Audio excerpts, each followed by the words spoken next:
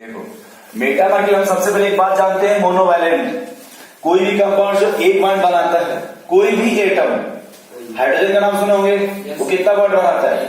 तो वो मोनोवैलेंट हो गया। हाइड्रोजन का नाम सुने हैं, वो कितना बॉन्ड बनाता है? तो वो क्या हो गया? मोनोवैलेंट। दूसरी बात करते हैं डाईवैलेंट का। ऑक्सीजन का नाम सुने हैं, वो कितना बॉन्ड बनाता है? तो वो क्या हो गया? डाईवैलेंट। नाइट्रोजन का नाम सुने हैं, अब फिर सुने एक बार। कार्बन का नाम सुने, कार्बन। तो चार ऑप्शन है, mono, di, tri, tetra. Carbon tri हो गया, टेट्रा। कार्बन हमेशा चार बॉन्ड बनाता था, टेट्रा बोलेंगे। और कार्बन कभी कोई लोन पेयर नहीं होता है। किसका पूछ? कार्बन का। नाइट्रोजन की बात करें तो ट्राई वैलेंट होता है, तो तीन बॉन्ड बनाएगा और उस पर एक लोन पेयर होगा। फिर से सुनो, नाइट्रोजन आपका क्या है? Trivalent. तो उस पर आपका तीन नाइट्रोजन होगा और एक क्या होगा? Lone pair. यही बात करोगे ऑक्सीजन का, तो दो बॉन्ड बनाएगा, दो लोन पेयर हो जाएगा। यही बात करोगे हाइड्रोजन का, एक बॉन्ड बनाएगा, तीन लोन पेयर हो जाएगा। इस बात को याद रखना हमेशा कि कार्बन हमेशा टेट्रावैलेंट होगा, नाइट्रोजन आपका ट्राईवैलेंट होगा, ऑक्सीजन आपका डाईवैलेंट होगा, हाइड्रोजन आपका मोनोवैलेंट होगा। इतना समझ में आ गया? मेटामर वही शो करेगा जो भी कंपाउंड्स या तो वो डाईवैलेंट हो या फिर ट्राईवैलेंट हो। पहला कंडीशन समझ में आ गया? मेटामर वही शो करेगा जो क्या होना चाहिए? डाईवैलेंट और ट्राईवैलेंट।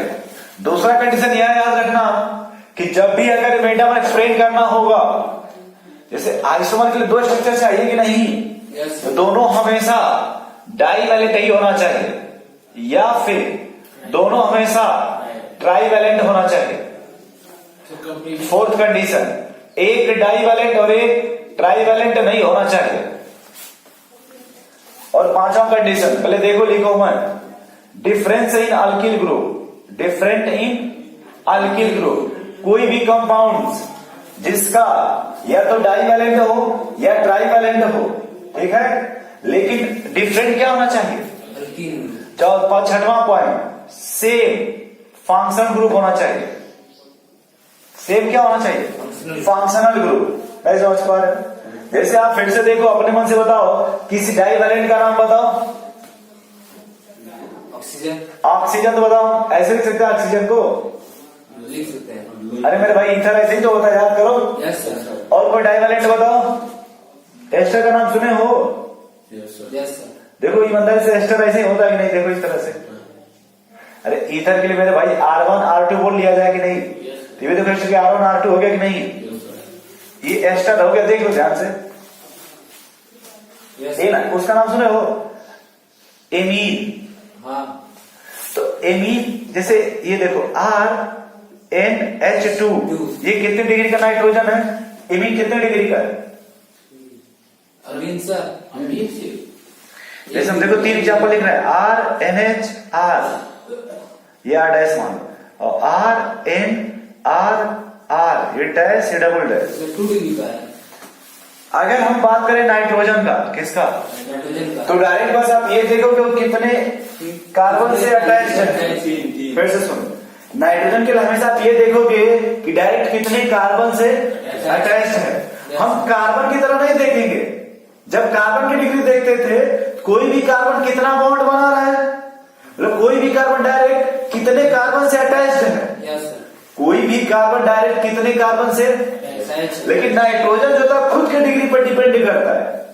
यहां देखोगे कि ये नाइट्रोजन कितने कार्बन से अटैच्ड है? एक। ये नाइट्रोजन 2 और ये 3। ये आपका हो गया 1 डिग्री। Yes sir.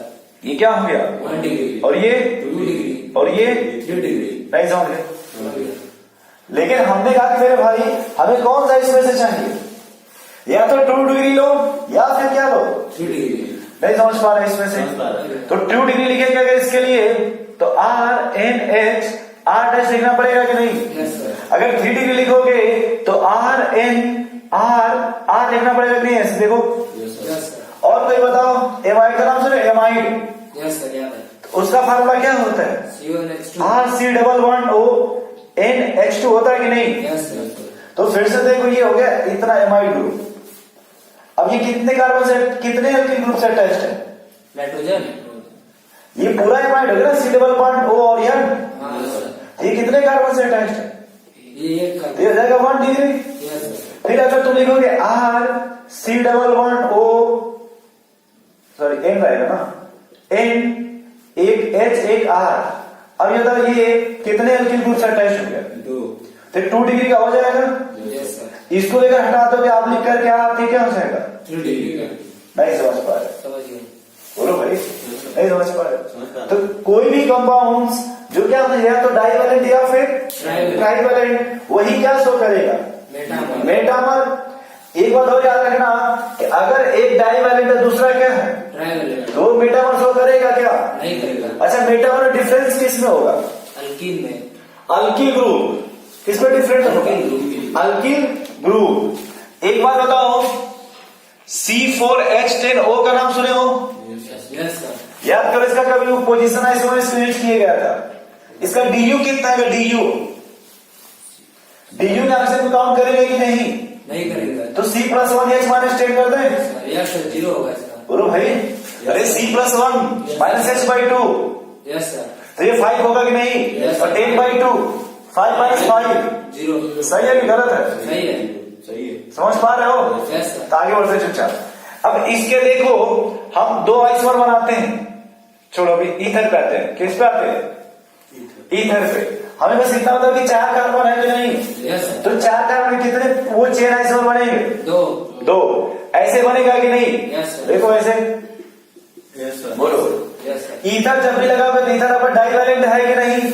हाँ। तो जब भी आएगा तो कम से कम 2 कार्बन के बीच में आएगा कि नहीं? Yes sir. कभी किनारे पाएगा क्या ईथर? नहीं आएगा। बोलो भाई, ईथर जब भी आएगा तो 2 एल्किल ग्रुप के बीच में आएगा कि नहीं?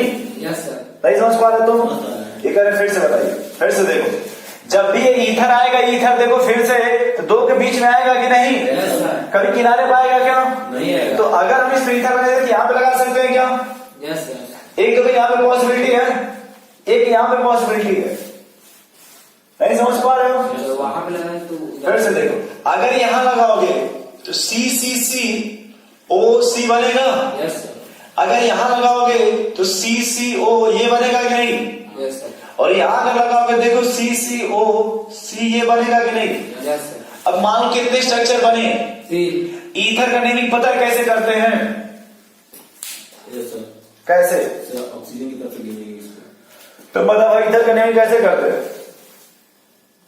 जहां से नजदीक हो। हाँ, नहीं, ईथर के दोनों साइड बीच में ऑक्सीजन है कि नहीं? यस। वहां से देखो, जिस साइड कार्बन कम होगा, जिस साइड कार्बन कम होगा। उसमें ऑक्सी जोड़ देना, ऑक्सीजन। उसके रूट वर्ड में ऑक्सी जोड़ देना, और जिस साइड ज्यादा होगा उसको अल्केन की तरफ पढ़ना। फिर से सुनो, जिस साइड कार्बन कम होगा उसमें क्या जोड़ देना? ऑक्सी। और जिस साइड ज्यादा होगा उसको किसके तरफ पढ़ोगे? अल्केन की तरफ। अब सोच के बताओ कि इस पहले वाले एग्जाम्पल में कम कार्बन किस साइड है? Right side. तो उसमें ऑक्सी जोड़ोगे तो क्या हो जाएगा? Root word oxy. ये मेथॉक्सी हो जाएगा। Yes sir. और ये कितने कार्बन है? अरे ये देखो भाई, इसमें कितने कार्बन है? इसमें 3 पड़ेंगे। देखो, अपने मन से सोचो कि ये ऑक्सीजन है कि नहीं? Yes sir.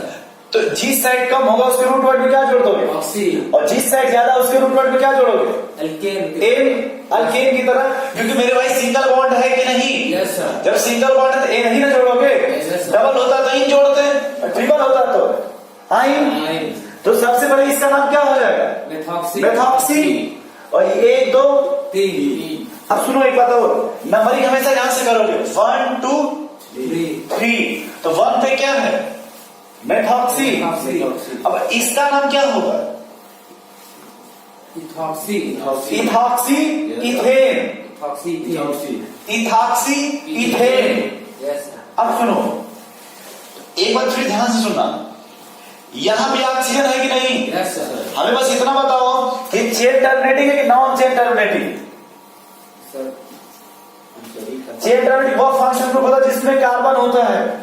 Non chain terminating. Numbering वहां से जहां से नजदीक होना चाहिए कि नहीं? Yes, sir.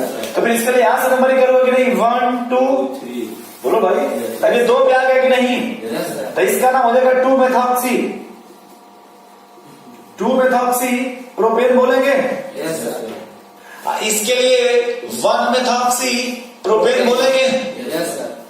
1 methoxy propane. Propane. और इसके लिए एथॉक्सी इथेन। बोलो। Ethoxy ethane. इतना सही है। Yes sir. अब देखो ये कितना कार्बन है, 4 है कि नहीं। अब इसका C5H12O इसका अपने से बनाओ।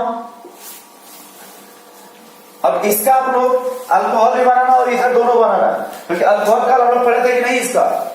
Yes sir. अरे फिर से देखो, इसका 2 पढ़े थे ना अल्कोहल, अल्कोहल। बट छोड़ो अल्कोहल, सिर्फ ईथर बनाओ इसका।